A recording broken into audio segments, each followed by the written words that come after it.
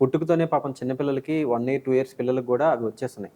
So, అట్లాంటి పిల్లల్ని వీటి నుంచి బయటపడడానికి గూడా ఏదన్నా అదృష్టరత్నాలు వాడే అవకాశం ఇది యాక్చువల్‌గా నేను అందరికీ చెప్పేది. ఇందాక చెప్పాను పెళ్లిలోనే భార్యాభర్తలు ఇద్దరు పెట్టుకుంటే మంచిదని. ఎందుకంటే వాళ్ళకి కాలసర్ప దోషం ఉండదు, టెన్షన్లు ఉండవు. టెన్షన్లు ఉన్న వాళ్ళకే వాళ్ళకి పుట్టే పిల్లలకి ఇట్లాంటివన్నీ వస్తుంటాయి. వీళ్ళు ఆరోగ్యంగా ఉంటారు, వాళ్ళ పిల్లలు కూడా ఆటోమేటిక్గా ఆరోగ్యంగా ఉంటారు.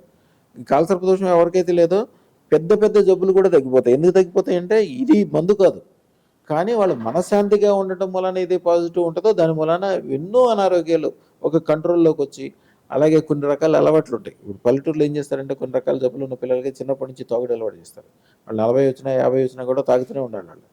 మన దగ్గరకు వచ్చిన తెల్లారి నుంచి వాళ్ళు చాలా మంది చెప్తారు, అయ్యా నాకు తాగుడు చూస్తేనే చిరాకేస్తుందని. తాగుడు అనేది చాలా చెడ్డ అలవాటు. కానీ మన దగ్గరకు వచ్చిన వాళ్ళకి అలవాటు లేకుండా అనుకూలం అయిపోతుంటుంది, రోజు మంచి జరుగుతూ ఉంటుంది, చాలా గొప్ప జరుగుతుంది.